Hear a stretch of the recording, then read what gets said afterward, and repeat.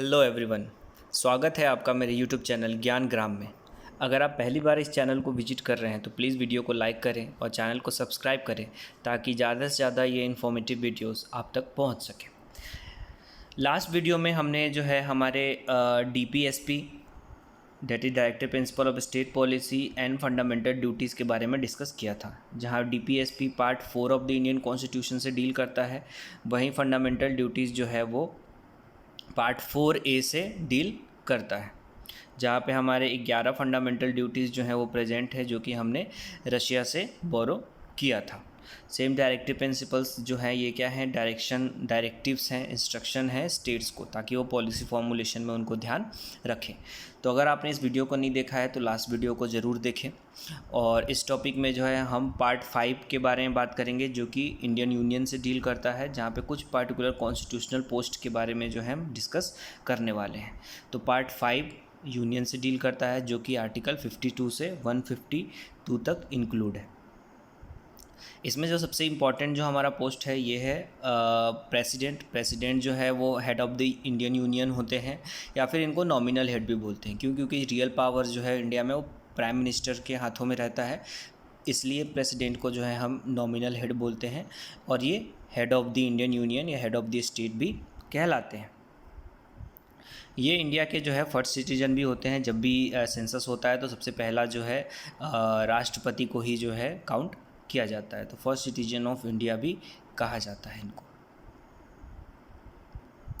Next अगर बात करें तो प्रेसिडेंट का काम करने का तरीका जो होता है, ये जनरली काउंसिल ऑफ मिनिस्टर्स के एड एंड एडवाइस पे ही काम करते हैं।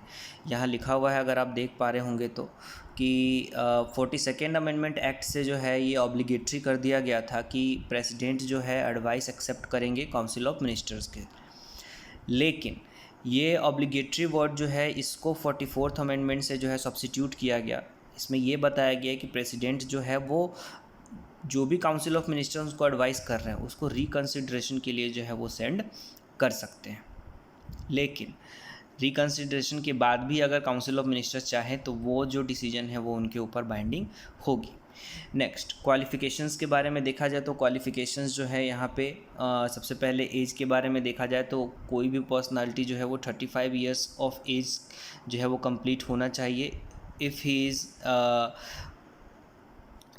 Showing his candidatership for the president. अगर वो प्रेसिडेंट के लिए जो है कैंडिडेटरशिप शो करना चाहते हैं तो 35 ईयर्स एज जो है मिनिमम होना चाहिए। देन फिर वो लोकसभा के लिए भी जो है क्वालिफाई होने चाहिए और कोई ऑफिस ऑफ प्रॉफिट भी होल्ड नहीं करना।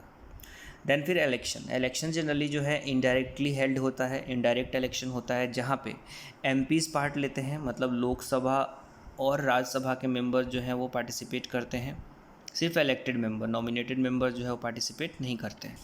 देन फिर जो हमारे स्टेट के लेजिस्लेटिव असेंबली के जो हमारे MLAs होते हैं ये पार्टिसिपेट करते हैं।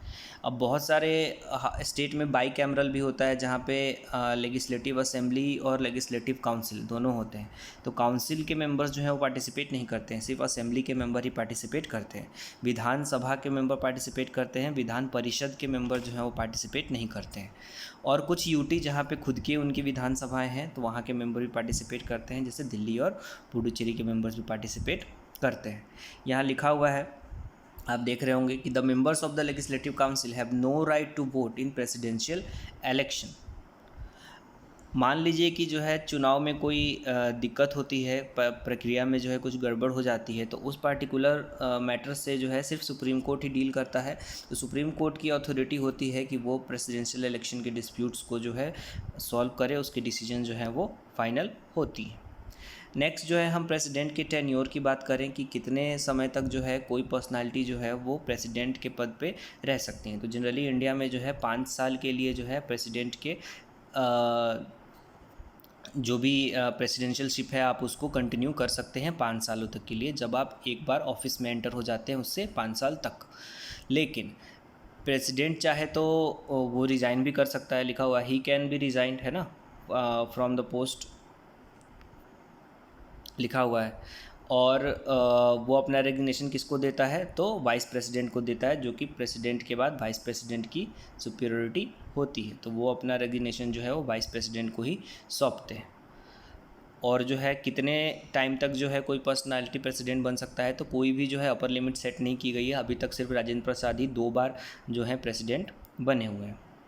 देन फिर लिखा हुआ है कि अगर जो है प्रेसिडेंट का ऑफिस वैकेंट हो जाता है ड्यू टू, मान लीजिए प्रेसिडेंट की डेथ हो जाती है, बार रेजिग्नेशन दे देते हैं या फिर उनका रिमूवल हो जाता है। रिमूवल के लिए जैसे हमने देखा था इम्पीचमेंट की प्रोसेस होती है, तो वाइस प्रेसिडेंट जो है वो इस केस में जो है प्रेसिडेंट के पोस्ट को अधिग्रहित करते हैं, प्रेसिडेंट जो है वो बन जाते हैं। अब मान लीजिए कि जो है वाइस प्रेसिडेंट भी अवेलेबल नहीं है, तो उस केस में जो है चीफ जस्टिस ऑफ इंडिया जो है या फिर कोई सीनियर मोस्ट जज ऑफ द सुप्रीम कोर्ट, ये क्या करते हैं, एक्ट करते हैं प्रेसिडेंट ऑफ द इंडिया के पोस्ट पे। तो प्रेसिडेंट अगर अवेलेबल नहीं है तो वाइस प्रेसिडेंट बनेंगे, अगर वाइस प्रेसिडेंट भी अवेलेबल नहीं है तो देन सुप्रीम कोर्ट के चीफ जस्टिस या फिर सीनियर मोस्ट जज जो हैं वो पोस्ट को हैंडल करेंगे। अगर आप देख रहे होंगे तो यहाँ लिखा हुआ है कि the first and only president who die in the office was Zakir Hussain. He was also the president for the shortest tenure. तो जाकिर हुसैन जो है ये एक ही प्रेसिडेंट है जो अपने ऑफिस में इनकी डेथ हुई थी, मतलब within the time period. M Hidayatullah जो कि first chief justice of India भी थे, इनको ही जो है अपॉइंट किया गया था एक बार प्रेसिडेंट के रूप में। तो आज तक जो है एक ही बार ऐसी वैकेंसी क्रिएट हुई है जो कि एम हिदायतुल्ला चीफ जस्टिस थे इंडिया के, जो कि प्रेसिडेंट के लिए नॉमिनेट किए गए थे और प्रेसिडेंट बने थे।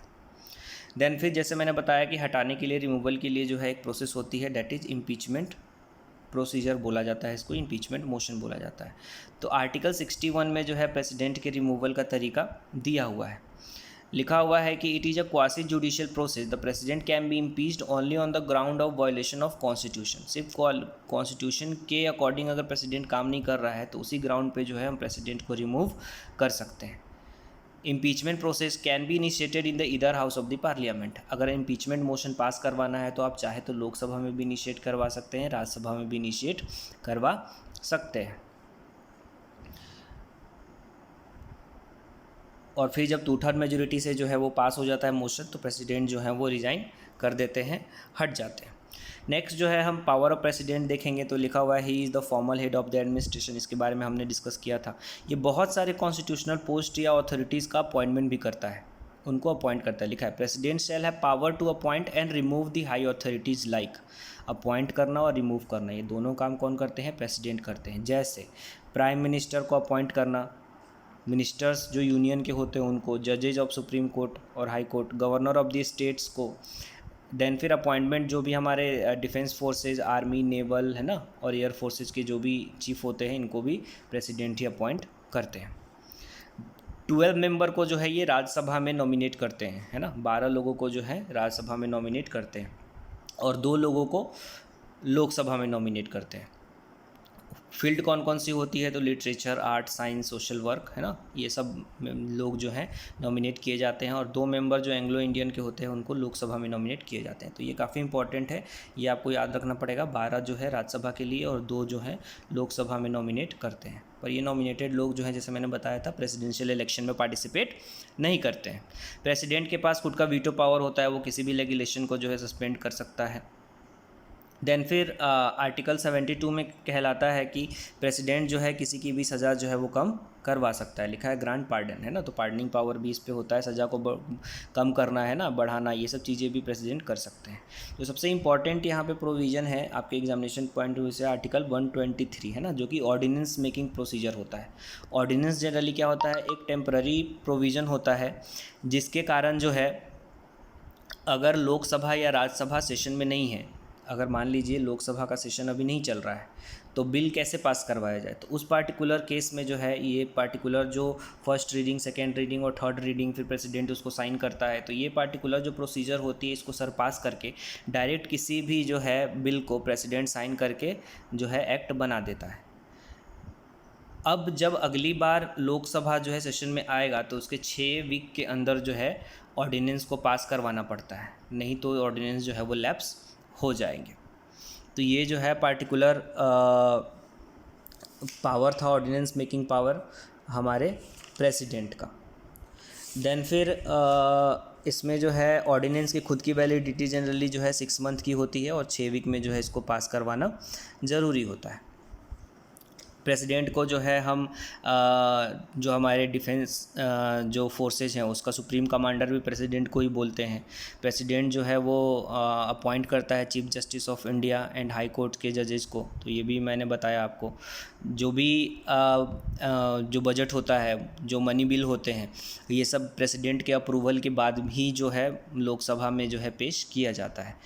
मनी बिल के बारे में जैसे मैंने आपको बताया था कि ये जो है सिर्फ लोकसभा के स्पीकर के पास ही पावर होता है ना, और वो उसको डिसाइड करता है कोई मनी बिल है या नहीं है। ये टाइप्स ऑफ वीटो लिखे हुए हैं कि कौन कौन से टाइप के वीटो जो हैं वो इंडियन हमारे प्रेसिडेंट के पास जो है वो प्रेजेंट होते हैं, है ना। तो ये जनरली जो है ये इतना इम्पोर्टेंट नहीं है। जैसे ये लिखा है एब्सोल्यूट वीटो, क्वालिफाइड, सस्पेंसिव, है ना, एंड पॉकेट वीटो। तो जनरली पॉकेट वीटो का जो है इस्तेमाल किया गया है, यहाँ लिखा हुआ है ट्वाइस। राजेंद्र प्रसाद ने यूज़ किया है ना, वेंकटरमन ने यूज़ किया है।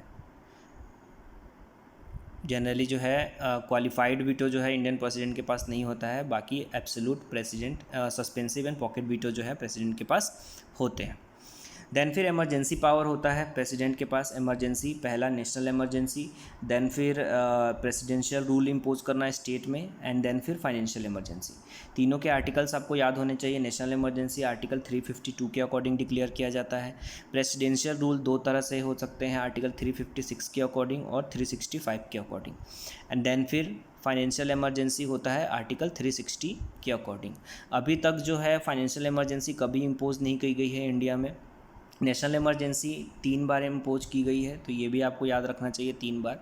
और स्टेट रूल जनरली जब स्टेट में कॉन्स्टिट्यूशनरी मशीनरी जो है वो फेल हो जाती है, या फिर स्टेट जो है वो कॉन्स्टिट्यूशन के हिसाब से काम नहीं कर पा रहा है, तो गवर्नर के रिटर्न रिपोर्ट के हिसाब से प्रेसिडेंट जो है डिसीजन लेता है स्टेट में इमरजेंसी को इम्पोज करना, जिसको हम प्रेसिडेंट रूल भी कहते हैं।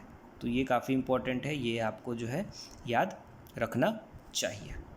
तो यही बात जो थी हमारे प्रेसिडेंट के लिए थी। बाकी तो नेक्स्ट क्लास में हम लोग डिस्कस करेंगे हमारे प्राइम मिनिस्टर्स के बारे में, जो कि हमारा एक और इम्पॉर्टेंट कॉन्स्टिट्यूशनल पोस्ट होते हैं।